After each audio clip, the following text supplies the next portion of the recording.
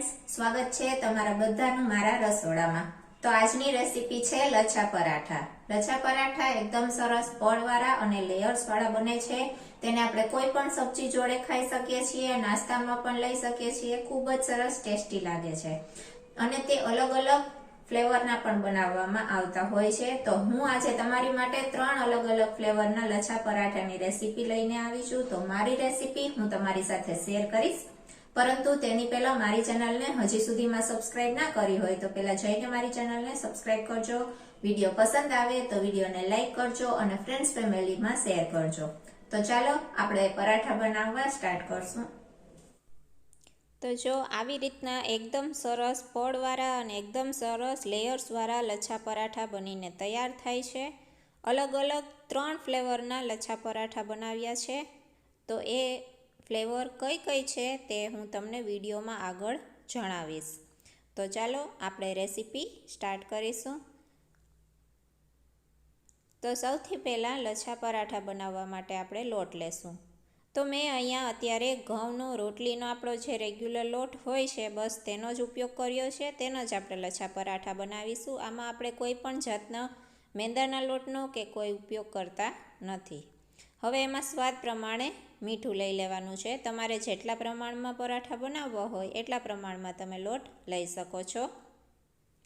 બસ હવે આપણે તેને થોડું થોડું પાણી નાખતું જવાનું છે અને એકદમ સરસ ઢીલો લોટ બાંધવાનો છે। વધારે પડતો કઠણ લોટ નહીં બાંધવાનો।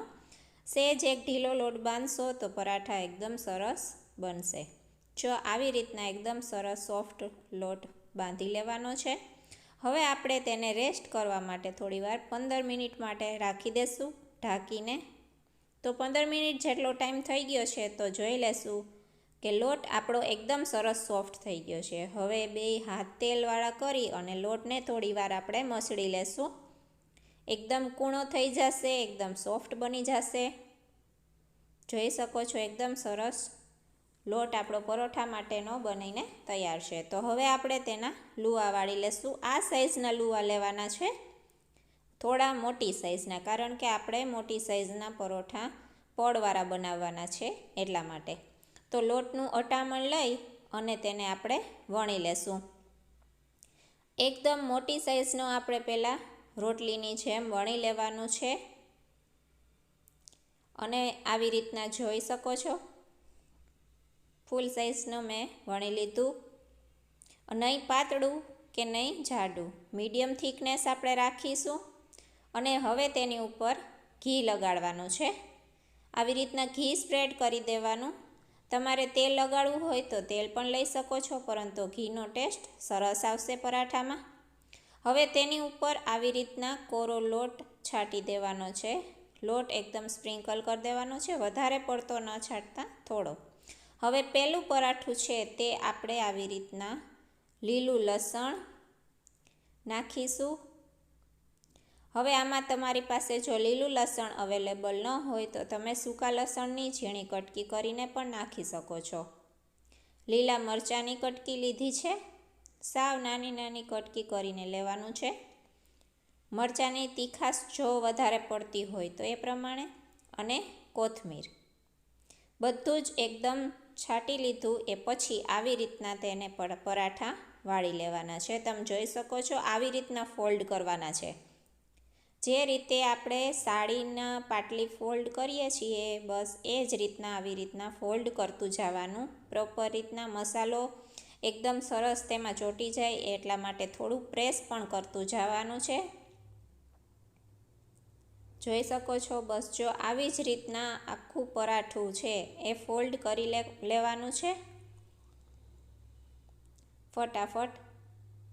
હવે જો તમને આવડી જશે, ફાવી જશે પછી તો ફટાફટ થઈ જશે। હું તમને બતાડવા માટે એકદમ સરસ ધીમેથી બધું જ સમજાવી રહી છું। અને હવે થોડું એવું પ્રેસ કરી દેવાનું, થોડું ખેંચી અને પછી એક સાઈડથી આવી રીતના રાઉન્ડ વાળી અને ગોળ એવો લૂવો બનાવતું જવાનું છે। આવી રીતના લૂવો બનાવી લેવાનો અને લાસ્ટનો જે પાર્ટ બચે આ રીતના લાસ્ટવાળો એ ભાગને આવી રીતના નીચે ટક કરી દેવાનું અને પ્રેસ કરી દેવાનું। તો જોઈ શકો છો બસ હવે આમ પ્રેસ કરી દેશો એટલે પરાઠાનો લચ્છા પરાઠાનો લુઓ છે એ તૈયાર છે. બસ ઉપરથી થોડી કોથમીર, લોટનું અટામણ લઈ અને હવે આ પરાઠાને આપણે વણી લેશું. હવે આને હળવા હાથે વણજો. જો તમે આને વધારે પડતો પ્રેસ દઈને વણશો તો તેના પડ છૂટા પડી જશે અથવા તો પડ ચોંટી જશે અને લચ્છા પરાઠાના પડ છે એ સરખી રીતના નહીં દેખાય. તો બસ આવી રીતના હળવા હાથે જ એકદમ સરસ આપણે પરોઠું વણી લેવાનું છે. હવે વધારે પડતું મોટું નહીં રાખવાનું, બસ એટલી જ સાઈઝ રાખવાની છે. થોડું એવું જાડું રાખજો જેના લીધે પડ એકદમ સરસ છૂટા પડશે અને પરાઠું ખાવાની મજા આવશે. એટલું જાડું રાખવાનું છે. તો આપણું આ એક ફ્લેવરનું પરાઠું બનીને તૈયાર છે. લીલું લસણ, કોથમીર અને મરચાંવાળું. હવે બીજો લુઓ લઈ અને તેને પણ આવી રીતના મોટી સાઈઝની રોટલી વણી લેવાની છે. ઉપરથી ઘી લગાડી દેવાનું છે, સ્પ્રેડ કરી દેવાનું અને લોટ ભભરાવી દેવાનો છે. હવે બીજું ફ્લેવર છે કલોંજી અને કોથમીર. કલોંજીવાળા પરાઠા ખૂબ જ સરસ લાગે છે. તો આવી રીતના બધે જ એકદમ સ્પ્રેડ કરી લેવાનું અને ઉપરથી પછી કોથમીર નાખી લેશું અને થોડું એવું લાલ મરચું પાવડર ફ્લેવર માટે. ખૂબ જ સરસ લાગે છે આ પરોઠું ટેસ્ટમાં ખાવામાં. હવે તેને પણ આવી જ રીતના ફોલ્ડ કરી લેવાનું પ્રોપર રીતના, જે આગળના પરોઠામાં મેં તમને બતાવ્યું એ જ પ્રમાણે આ રીતના પણ બનાવી લેવાનું છે. આ પરોઠાને પણ ફોલ્ડ કરી પ્રોપર રીતના તમે જોઈ શકો છો ફટાફટ બની જાય છે. બસ તેના પણ આવી જ રીતના લુઓ વાળી લેશું.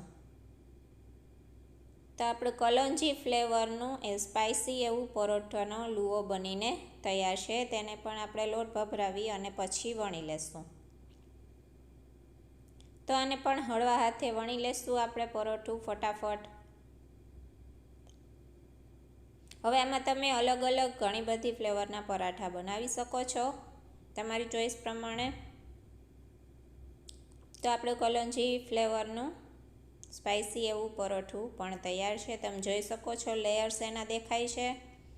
એકદમ સરસ લેયર્સવાળું પરોઠું બનીને તૈયાર છે. તો 2 ફ્લેવર આપણી થઈ ગઈ છે.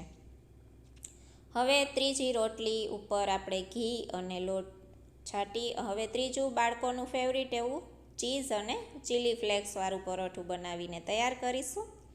તો મેં અહીંયા અત્યારે મોઝરેલા ચીઝનો ઉપયોગ કર્યો છે. તમારી પાસે કોઈ પણ ચીઝ હોય તેનો તમે ઉપયોગ કરી શકો છો. રેગ્યુલર ચીઝ પણ નાખી શકો છો અને ઉપર ચીલી ફ્લેક્સ છાંટી દેવાનું. તીખાશ જો ઓછી ભાવતી હોય તો એ પ્રમાણે. બાળકોને આ પરોઠા ખૂબ જ સરસ લાગશે અને ખૂબ જ ભાવશે. બસ થોડું પ્રેસ કરી અને ફટાફટ એના પણ આવી જ રીતના ફોલ્ડ વાળી અને તેનો પણ સરસ રીતના લુઓ બનાવી લેવાનો છે. હવે તમારે આ જ રીતના જો બટેટાવાળું પરોઠું બનાવવું હોય આવી રીતના લેયર્સવાળું, તો બટેટું બાફી અને તેનો પણ મસાલો તમે અંદર થોડો થોડો ભભરાવી સ્પ્રેડ કરી અને આવી રીતના તમે લેયર્સવાળું પરોઠું બનાવી શકો છો. આવી રીતના ઘણી બધી ફ્લેવરના અલગ અલગ લચ્છા પરાઠા બનીને તૈયાર થાય છે. સાદું લચ્છું પરાઠું બનાવવું હોય જસ્ટ ખાલી મસાલાવાળું તો એ પણ સરસ લાગે છે. બસ હવે આપણે આને પણ વણી લેશું. સાદા પરોઠામાં બસ તમારે ખાલી મરચું, લીલા મરચાંની ભૂકી અને એવું બધું છાંટી મસાલા અને તૈયાર થાય છે. તો આપણા 3 ફ્લેવરના લચ્છા પરાઠા બનીને તૈયાર છે. તમે જોઈ શકો છો અલગ અલગ. હવે આપણે એને શેકી લેશું. તો સૌથી પહેલાં આપણે લીલા લસણવાળું જે પરોઠું હતું તેને શેકીશું. એક સાઈડ થોડું એવું શેકાય એટલે પછી તેને આપણે પલટાવી લેશું. વધારે પડતું નહીં શેકવાનું પહેલી વખત અને પછી તેની ઉપર આપણે ઘી લગાડી દેવાનું છે. ઘીમાં પરોઠું શેકશો તો ખૂબ જ સરસ લાગશે અને ફ્લેવર આવશે. પ્રોપર રીતના ઘી લગાડી અને પલટાવી લેવાનું છે અને બીજી સાઈડ પણ આવી જ રીતના ઘી લગાડી અને સ્પ્રેડ કરી લેવાનું છે અને શેકી લેવાનું છે. ગેસની ફ્લેમ છે એ થોડી મીડિયમ રાખવાની છે, જેના લીધે પરોઠું એકદમ સરસ પ્રોપર રીતના ચડી શકે. તો તમે જોઈ શકો છો લેયર્સ છે એ છૂટા પડવા લાગ્યા છે પરોઠાના. તો એકદમ સરસ લેયર્સવાળું આપણું પહેલું પરોઠું શેકાઈને તૈયાર થઈ ગયું છે.